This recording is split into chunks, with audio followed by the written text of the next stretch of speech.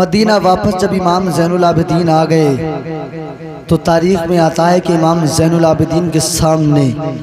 جب بھی پانی آیا کرتا تھا آپ کو کربلا کی پیاس یاد آ جایا کرتی تھی۔ جب بھی پانی آپ کے سامنے آیا آپ کو کربلا کے معصوموں کی پیاس یاد آ گئی، آپ کو معصوم علی اصغر کا وہ بلکنا یاد آ گیا، آپ کو سیدہ سکینہ کا چچا سے وہ التجائیں کرنا یاد آ جایا کرتا تھا۔ امام زین العابدین جب پانی کو دیکھتے آپ کو وہ کربلا کا منظر یاد آتا تھا اور آپ اتنا روتے تھے کہ آپ کے رونے کی وجہ سے، آپ کے آنسوؤں کے بہنے کی وجہ سے کہ آپ کے جو رخسار تھے، آپ کے جو گال تھے، ان پر بھی پانی کا یعنی آنسو بہنے کا ایک نشان بن گیا تھا۔ جیسے چھت سے پانی گرتا ہے تو پتنالے کی جگہ اس کا نشان بن جاتا ہے، اتنا ہویا کرتے تھے کہ آپ کی آنکھوں کے نیچے نشان بن گئے تھے آپ کے رونے کے۔ رات آپ جب کربلا کے بعد مدینہ منورہ آئے تھے تو مدینہ منورہ میں آپ نے آنے کے بعد جو ہے کوئی کام ایسا نہ کیا تھا، بلکہ آپ نے 2 کام کیے تھے مدینہ منورہ میں آنے کے بعد، وہ سن لیجئے۔ رات سے امام زین العابدین جب مدینہ واپس آ گئے تھے، آپ نے اپنے باپ کو، آپ نے اپنے تمام بھائیوں کو کربلا کے میدان میں یعنی امام زین العابدین نے بیمار علی اصغر کو، جوان علی اکبر کو، عباس کے بازوؤں کو، حضرت قاسم کے ثواب کو اپنی آنکھوں سے لٹتے ہوئے دیکھا تھا، ان کی جوانیوں پہ گھوڑے دوڑتے دیکھا تھا۔ حضرات جب وہ مدینہ واپس آئے تھے تو انہوں نے آنے کے بعد میں 2 کام کیے تھے۔ ایک کام تو کیا تھا کہ نبی کے دین کی تعلیم کا آپ نے مدرسہ کھلوایا تھا، اور دوسرا جو تھا وہ یہ تھا کہ غریبوں فقیروں کے لیے آپ نے ایک لنگر کھانے کا انتظام کیا تھا۔ کون سے 2 کام کیے تھے؟ ان 2 کاموں میں ہم بہت پیچھے مدرسوں سے بھی اور لنگروں سے بھی۔ ہماری قوم سے ڈھول کتنے بجوا لو، ہماری قوم سے عیاشی کتنی بھی کروا لو، ہماری قوم کے نوجوانوں سے جھوٹ کتنے بھی بلوا لو، مگر دین کی جو اصلیت ہے ہم اس کی طرف نہیں جاتے۔ کربلا کے میدان میں امام حسین نے آخری سجدہ بھی کیا جب آپ کے جسم پر نیزوں کے، برچیوں کے، تلواروں کے، تیروں کے بے شمار زخم لگ چکے تھے۔ آپ نے ایسے عالم میں کربلا کے میدان میں سجدہ کر کے اپنے نانا کی امت کو یہ درس دیا تھا کہ اے میرے نانا کے امتیوں، اگر تم پریشانی میں بھی آؤ تو نماز معاف نہیں ہے، اگر تم کسی دشمنوں کے نغے میں بھی پھنس جاؤ تب بھی نماز معاف نہیں ہے، اگر تمہیں پریشانی آئے تو کربلا کے حسین کی پریشانی کو یاد کر لینا، اگر حسین کی پریشانی سے زیادہ بڑی تیری پریشانی ہو تو تو نماز چھوڑ دینا، اور اگر حسین کی پریشانی سے کم ہو تو پھر نماز چھوڑنا تجھے ضروری نہیں ہے، نماز چھوڑنے کی تجھے اجازت نہیں ہے، کیونکہ کربلا کے میدان میں امام حسین نے سجدہ کر کے زمانے والوں کو بتا دیا، نہ مسجد میں، نہ منبر میں، نہ دیواروں کے سائے میں، اور نماز عشق ادا ہوتی ہے تلواروں کے سائے میں۔ امام زین العابدین نے آنے کے بعد 2 کام کیے، مدرسہ اور ایک لنگر کھانا۔ مدرسہ اس لیے کہ مدرسے میں میرے نانا کی امت کے چھوٹے چھوٹے بچے پلیں گے،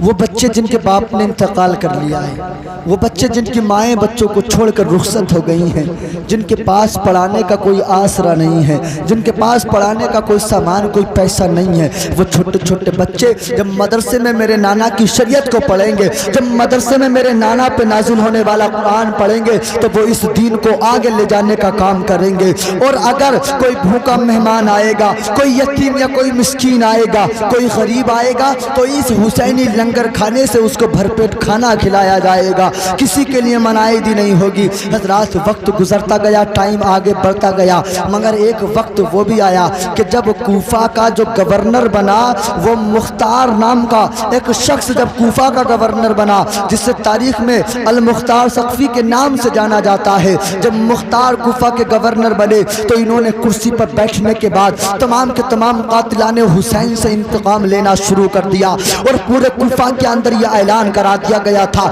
کہ کون کون تھا جو امام حسین پہ ظلم و ستم ڈھانے کے لیے کربلا کے میدان گیا تھا، کون کون تھا جس نے یزید کی باتوں میں آ کر امام حسین پہ ظلم ڈھایا تھا۔ حضرات یہ سب کو چن چن کر کے اسی طریقے سے مار رہا تھا جس طریقے سے انہوں نے امام علی مقام پہ ظلم کیا تھا، جس طریقے سے انہوں نے امام حسین کو پریشان کیا تھا۔ حضرات پیاسا رکھ کے مار رہا تھا، بچوں کو سامنے مار رہا تھا۔ حضرات ایک وقت ایسا آیا کہ جب یہ بات کا پتہ چلا کہ امام حسین کو جو شہید کیا ہے، اس میں دو روایتیں ملتی ہیں، حضرت بیٹھے ہوئے ہیں، زیادہ تر شمر لعین کا بھی نام اس میں آیا کرتا ہے، اور مگر کچھ روایتوں میں سنان بن انس کا بھی اس میں نام آتا ہے، جو اس نے امام حسین کے سر مبارک کو تن مبارک سے الگ کیا تھا۔ یہ جو سنان بن انس نام کا مردود یزیدی تھا، اس نے جب دیکھا کہ المختار ثقفی بیٹھتے ہی قاتلان حسین سے انتقام لے رہا ہے، سب کو مار چکا ہے، اسے میری تلاش ہے، المختار نے اپنا لشکر بھیج دیا، اپنے ساتھی بھیج دیے، جہاں بھی ملے، جنگل میں ملے، بستی میں ملے، جہاں بھی ملے اسے پکڑ کے لایا جائے۔ اس نے ہمارے حسین پہ خنجر چلایا، اس نے حسین کے پیاسے گلے کو کاٹا، اس گلے کو کاٹا جس گلے کو میرے نبی چوما کرتے تھے۔ اما حضرت عمر فاروق اعظم کو کون نہیں جانتا، کتنے جلالی میرے نبی کے صحابی ہیں حضرت عمر فاروق اعظم۔ جب حضرت عمر فاروق اعظم خانہ کعبہ کا طواف کر رہے تھے، ان کی نظر جب سنگ اسود پتھر پہ پڑی، دیکھا کہ سارے لوگ سنگ اسود کو چوم رہے ہیں، دیکھا سارے لوگ سنگ اسود کا بوسہ لے رہے ہیں۔ حضرت فاروق اعظم اتنے جلالی ہیں، آپ کہنے لگے ہیں سنگ اسود تیری وہ اوقات نہیں، تیری وہ حیثیت نہیں تھی کہ ہم تجھے آ کر کے بوسہ دیتے، ہم تیرے سامنے آ کے جھکتے، ہم تجھے آ کر کے چومتے، تیری کوئی ہمارے سامنے حیثیت نہیں تھی، مگر ہاں ہم تجھے آج اس لیے چوم رہے ہیں، آج ہم تیرا اس لیے ادب اور احترام کر رہے ہیں کیونکہ تجھے میرے نبی کے لب مل گئے ہیں، تجھے میرے نبی نے چوم لیا ہے، اس لیے آج ہم تیرا احترام بھی کر رہے ہیں اور تجھے چوم بھی رہے ہیں۔ عمر فاروق اعظم نے ارشاد فرمایا کہ نبی کے چومنے کی وجہ سے ہم تجھے چوم رہے ہیں، یہ جو ہمارے نبی کی سنت جو بن گیا ہے، اور قیامت آ جائے گی جب تک مسلمان تیرا دیدار کرتے رہیں گے تجھے چومتے رہیں گے۔ تو ذرا سوچئے جس پتھر کو ایک مرتبہ میرے نبی نے چوم لیا ہو، اس پتھر کا اتنا اعلیٰ مقام کہ قیامت تک کے مسلمان اس کو چومنا اپنے لیے ایک فخر کی بات سمجھیں گے، نصیبے کی بات سمجھیں گے۔ تو جس حسین کے گلے کو حسین نے ایک بار نہیں بلکہ نہ جانے کتنی مرتبہ چوما ہے، تو ذرا اس حسین کے گلے کا کون مقام لگا سکتا ہے؟ ان ظالموں نے اس حسین کے گلے کو کاٹا۔ سنان بن انس کا المختار کو بڑا جلال، بڑا غصہ ہے کہ جس ظالم نے میرے حسین کے گلے کو کاٹا ہے ابھی تک وہ زندہ ہے، ابھی تک وہ حیات ہے، اسے پکڑ کے لاؤ، جہاں بھی ملے لے کے آؤ، میں جب تک اس کو ماروں گا نہیں، جب تک نہ میں کھانا کھاؤں گا نہ پانی پیوں گا۔ حضرات سنان بن انس جو ہے وہ کوفہ کے در و دیواروں میں بھاگتا پھر رہا تھا، کوفہ کے جنگلوں میں بھاگتا پھر رہا تھا، کہنے لگا کوئی تو مجھے بچا لو، کوئی تو مجھے پناہ دے دو، کوئی تو مجھے اپنے گھر میں رکھ لو۔ مگر جو مسلم بن عقیل کے ساتھ ہوا تھا آج وہی سنان بن انس کے ساتھ ہو رہا تھا۔ کل کوئی مسلم کو اپنے گھر بلانے والا نہ تھا، آج کوئی سنان بن انس کو اپنے گھر بلانے والا، اب کوئی اسے اپنے دروازے کے اندر لانے والا نہیں ہے۔ اس سے کسی نے کہا کہ اگر خیر چاہتے ہو تو جاؤ کوفہ چھوڑ، اگر بچنا چاہتے ہو تو جاؤ کوفہ سے نکل جاؤ، تبھی تمہاری جان بچ سکتی ہے، ورنہ مختار کے سپاہی تمہیں جگہ جگہ تلاش کر رہے ہیں، اور کہیں نہ کہیں تمہیں تلاش کر کے ایسی موت دی جائے گی، ایسی موت دی جائے گی جسے تاریخ میں یاد رکھا جائے۔ موت کی ڈر سے اس نے کوفہ کو چھوڑ دیا، کوفہ سے نکل گیا۔ پریشان تو نہیں ہیں آپ؟ آئیے میں اپنی سنان بن انس نے جب کوفہ کو چھوڑ دیا، کوفہ کی سرزمین سے نکل گیا، بولے یہاں رہوں گا تو مارا جاؤں گا، جان تو سب کو پیاری ہوتی ہے۔ وہاں سے جب یہ نکل گیا اور یہ چلتا رہا چلتا رہا چلتا رہا، مگر چلتے چلتے سفر کرتے کرتے ایک دن یہ مدینہ منورہ میں پہنچ گئے۔ کہاں؟ مدینہ منورہ میں پہنچ گیا، نبی کے شہر میں پہنچ گیا، نبی کے نواسوں کے شہر میں۔ جب مدینہ منورہ پہنچا، کئی دن سے بھوکا تھا، پیاسا تھا۔ مدینے میں جانے کے بعد کہنے لگا ہمیں کھانے کی ضرورت ہے، کوئی کھانا کھلا دو۔ کئی گھر اس نے کھانا مانگا، مگر اس وقت میں بڑی غربت کا وہ زمانہ تھا۔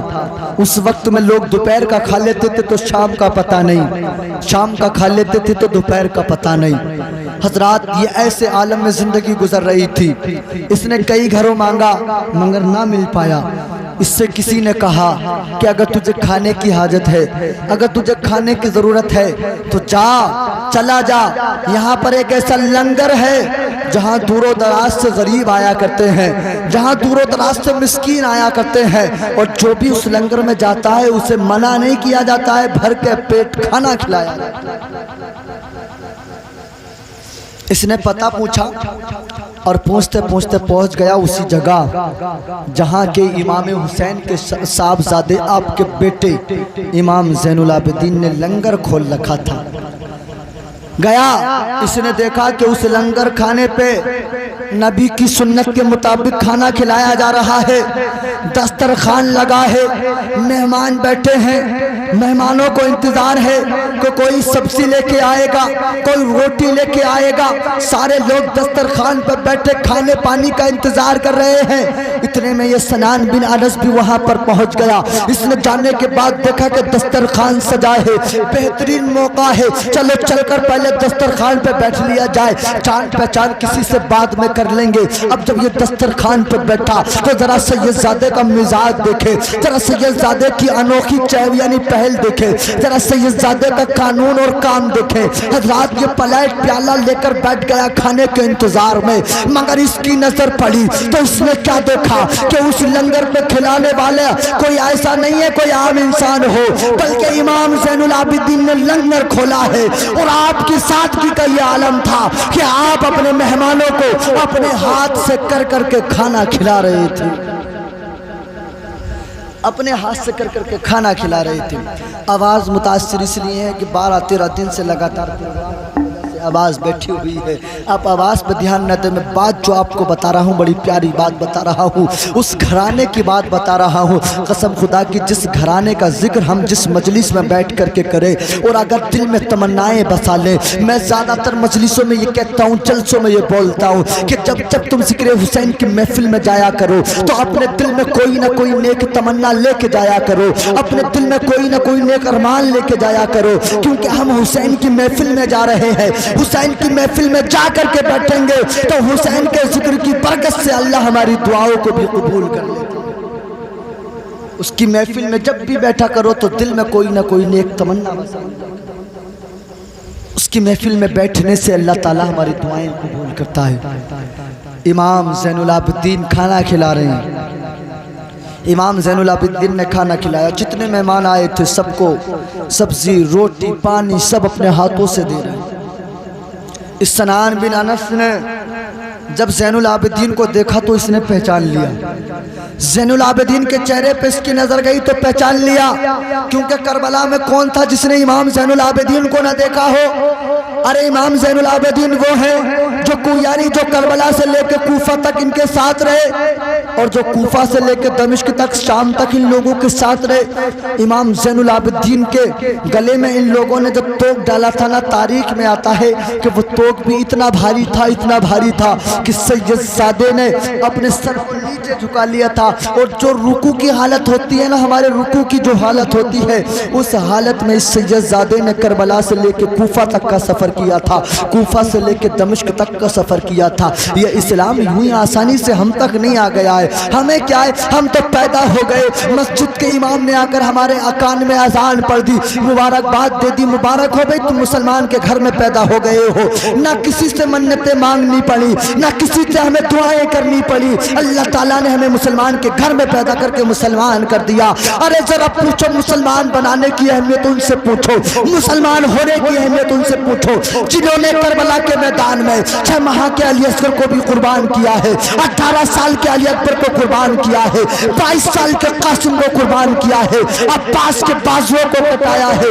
اونو محمد جیسے پھول سے بچوں کو قربان کر کے اس دین مصطفیٰ کی آبیاری کو بچایا ہے، اور خود اپنے سر کو بھی دین مصطفیٰ کی آبیاری کے لیے امام حسین نے قربان کر کے زمانے والوں کو یہ درس دے دیا۔ اے میرے نانا کے امتیوں سنو سنو، اے میرے نانا کا کلمہ پڑھنے والوں سنو سنو، اگر جان دینے کی بات آئے تو جان دے دینا، اگر بیٹے دینے کی بات آئے تو بیٹے دے دینا، اگر بھانجے بھتیجے دینے کی آئے تو دے دینا، اگر خود اپنا سر کٹانے کی بات آئے تو سر کٹا دینا، مگر دین مصطفیٰ کا کہیں سودا مت ہونے دینا۔